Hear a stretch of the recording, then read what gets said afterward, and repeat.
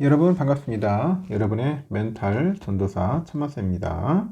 하루가 시작되네요. 또 오늘 하루도 여러분에게 기쁨과 즐거움이 가득했으면 좋겠습니다. 하루하루가 즐거워야지 여러분 열심히 일하지 않겠습니까? 이게 지겹고 따분하면 못합니다. 진짜 못해요. 저도 하루도 안 쉬고 지금까지 달려왔는데 그 원동력은 즐거움이 아니었나 생각이 들어요. 즐거움이 있었기 때문에 했지, 그 즐거움이 없었더라면 절대 못합니다. 여러분 한번 해보세요. 5년 동안, 지금 5년 차인데 이게 하루도 안 빠지고 영상을 올린다는 게 쉬울 것 같습니까? 그래서 그 즐거움이 제가 할 수 있는 그런 원동력이 되지 않았나 하는 생각이 듭니다. 뭐 죽이 되든 밥이 되든 간에 한번 열심히 해보고 그때 가서 한번 결산을 해봐야겠죠. 한 10년 정도 한다고 했으니까. 그래도 분산 투자를 좀 하면은 좀 나아요, 여러분. 너무 삼성전자에만 몰빵 때리지 말고, 그렇다 해서 내가 하이닉스에도 몰빵 때리는 것도 아니고요. 어느 특정 기업에도 몰빵 때리지 말고 적절하게 분산해가지고 투자하는 그런 센스 있는 분이 되라는 겁니다. 제가 이 이야기를 들려주고 싶어요. 사회성이 진짜 부족한 사람들이 많아요. 보면은 이 사람은 혼자 살 수 있는 게 아니잖아. 여럿이 이렇게 어울려가지고 사는 건데, 이 사회성이 진짜 부족한 사람들 특징이 있어요. 대부분의 사람들은 좀 낯을 가리고 대화하는 것을 불편해하는 사람을 보면은 사회성이 좀 부족하다고 생각을 하는 것 같습니다. 하지만 실제로 진짜 사회성이 부족한 사람은 해야 할 말과 하면 안 되는 말을 구분하지 못하는 사람입니다. 그 낯을 가리고 말수가 적은 사람은 그런 조심스러운 태도 때문에 오히려 타인한테 아무런 피해를 주지는 않지만 괜히 참견하고 선을 넘으면서 이 분위기 파악을 못하고 아무 말이나 뭐 불쑥 내뱉는 사람이 있어요. 타인한테 상처를 주고 큰 피해를 입히기도 합니다. 그래서 사회성이 좋다는 것은 누군가와 쉽고 빠르게 친해지는 것이 아닙니다. 조금은 더디더라도 상대를 있는 그대로 존중해주고 상대의 속도에 맞춰 다가가는 거예요. 이것이 진짜 사회성 좋은 사람의 태도라는 사실을 여러분 잊지 않았으면 좋겠습니다. 사회성이 좋아야 한다. 그러면은 또 한번 다양한 소식들 한번 전달드리도록 하겠습니다.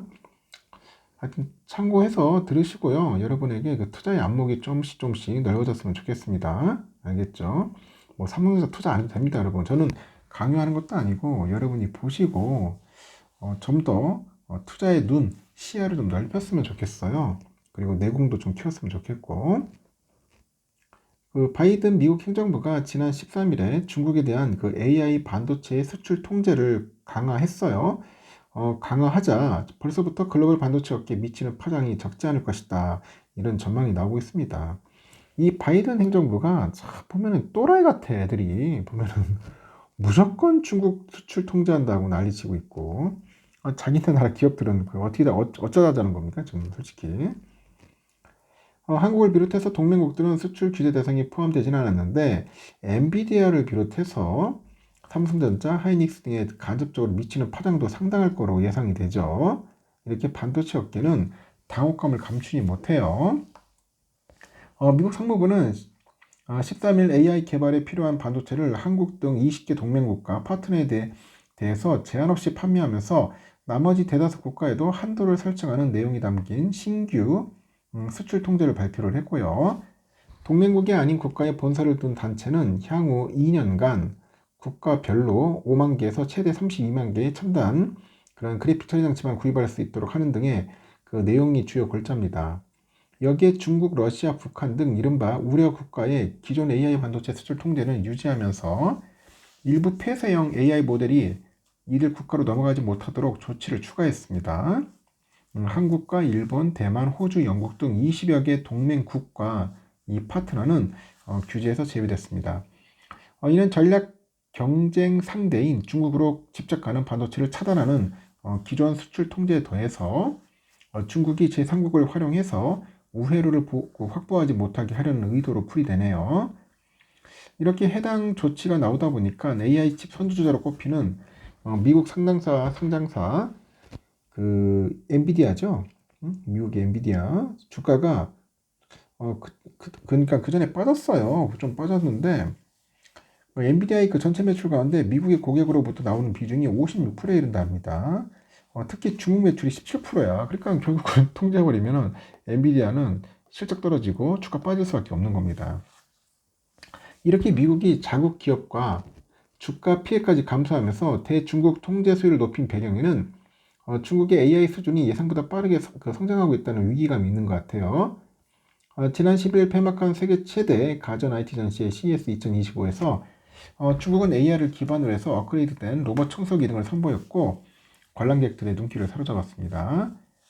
지난 9일에는 엔비디아에 근무하는 그 수석 연구원이 X에 공개한 영상이 조회수 230만 회를 넘겼습니다. 주목을 받았는데 이 영상에 나온 휴머노이드 로봇이 거리에서 사람처럼 자연스럽게 걷는 모습을 보여줬고 이 제품을 만든 기업이 중국 선전에 있는 엔진 AI라는 그 스타트업이라는 게 확인됐어요. 아주 충격적이라는 반응이 있습니다. 이렇게 이 같은 성장은 중국 정부의 전폭적인 지원 덕분이겠죠. 중국의 공업정보화부에 따르니까 지난해 그 기준했을 때 중국 내 AI 관련 기업은 4,500개 이상이고 AI를 융합한 421개의 국가급 스마트 제조 시범 공장을 구축하기도 했습니다. 미국 경제 혁신 정책 싱크탱크가 있는데 정보혁신재단 작년 11월 중국은 AI 분야에서 얼마나 혁신적인가 제목의 보고서에서 중국이 미국을 따라잡거나 능가하는 것은 시간 문제일 뿐이다 지적을 해요. 대다수의 학술단체들도 중국을 미국에 이은 AI 경쟁력 세계 2위로 꼽아요. 그 배경을 보니까 그 정부의 전폭적인 지원으로 꼽죠. 미국의 이 같은 규제에 한국은 포함되지 않았는데 삼성과 하이닉스가 간접적인 영향권에 들어가다 보니까 매출 감소 등의 피해가 우려돼요. 엔비디아의 대중국 매출이 줄어든 만큼 이 업체의 고대폭 메모리를 공급하는 삼성전자랑 하이닉스의 매출 감소도 불가피하더라 그런 거죠. 한편 블룸버그 통신 보도에 따르니까 젠스랑 엔비디아 CEO는 오는 15일 전후로 중국의 선전을 방문해서 엔비디아 현지 직원들과 연례 춘제 행사를 가질 예정인 것으로 전해졌네요. 그리고 상하이하고 베이징을 방문한 뒤에 후반에 대만을 찾을 것으로 알려졌다. 그리고 황 CEO가 바이든 행정부의 수출 규제 발표에 따라서 사업의 파장과 대응 방안에 대해서 고민을 할 것으로 현재 보고 있다고 합니다. 그래서 엔비디아도 지금 뭐 똥줄 탔다 뭐 그런 겁니다. TV만큼은 대기업 제품을 사야 한다고 생각을 했는데 쓰면 쓸수록 감탄하고 있다. 현재 쿠팡이 판매 중인 중국 TV 제조사 TCL 제품에 대한 구매 평이라고 합니다. 이 스마트 가격은 TV 가격은 38만 9천원, 국산 제품 소비자 가격 절반도 되지 않더라. 700여 명의 후기가 달린 제품의 구매자 만족도 83%라고 합니다. 이렇게 중국 업체들이 날래요. 중국 업체 로보락이라고 있는데 국내 로봇 청소기 시장을 평정한 상태랍니다. 지난해 1월에서 11월 무려 2억 6,072만 달러 정도 중국산 로봇 청소기가 한국 시장에 팔려나갔대요. 그리고 중국의 간판 전자업체 샤오미는 한 발 더 나가서 아예 한국 시장에 전 제품을 아우르는 싸움을 예고한 상태고 지난해 9월에 한국 법인 설립과 그리고 한국 시장 진출을 타진해온 샤오미가 15일에 스마트폰을 필두로 TV, 로봇 청소기, 생활가전, 심지어 자동차까지 사업 영역을 넓히겠다는 전략을 발표했습니다. 국내 전자, IT, 자동차 업계에서는 더 이상 사우디 제품으로 치부해서는 안 된다. 현재 경계수를 높인답니다. 그리고 그 14일 전작에 따르니까 한국 내 법인을 세운 중국 가전기업은 TCL, 그리고 메이디, 하이얼, 샤오미 등이 있네요. 이들은 그동안의 약점으로 꼽힌 AS를 강화해야겠죠. 국산 제품과의 서비스 간격을 높여나가고 있습니다. 과거에 중국 전자제품은 주로 가습기, 진공청소기, 드라이기 이런 소형가전이나 저가 제품 위주였는데 현재는 중국산 완제품들은 프리미엄 제품과 견주어도 손색이 없고 가격은 반값이라 위협적이다. 그리고 중국 완제품 업체들이 그 저가 제품에서 프리미엄화로 전략을 선회하면서 향후 국내 시장의 경쟁이 치열해질 거로 보고 있는 것 같아요. 일부 제품군은 중국 제품에 이미 안뻥을 내주는 등 중국 완제품의 공습은 현실화됐다. 그런 이야기가 있는 것 같습니다. 큰일입니다. 그리고 좀 전기차 또 굴기 나선 중국 전기차 업계 일본에 이어서 한국 상륙을 앞두고 있더라. 그 비아디가 나오죠. 비아디. 지난해 11월에 한국제도 설립했고 16일에 승용 브랜드 론칭할 예정이라고 하네요. BYD 외에 지리그룹의 고급 전기차 브랜드 지커도 올해 안에 한국 시장 진출을 선언했다고 하네요. 앞으로 중국 제품들 엄청나게 들어올 것 같습니다. 경쟁 아주 심각하게 될 것 같네요. 이런 사항도 있다는 거 참고하시기 바랍니다. 앞으로 좀 삼성전자도 그렇고 하이닉스도 그렇고 LG전자도 그렇고 아주 피 터지는 그런 싸움을 벌일 것 같네요. 여기까지 하겠습니다. 여러분 좋은 하루 보내시고 또 다음 시간에 뵙도록 하겠습니다.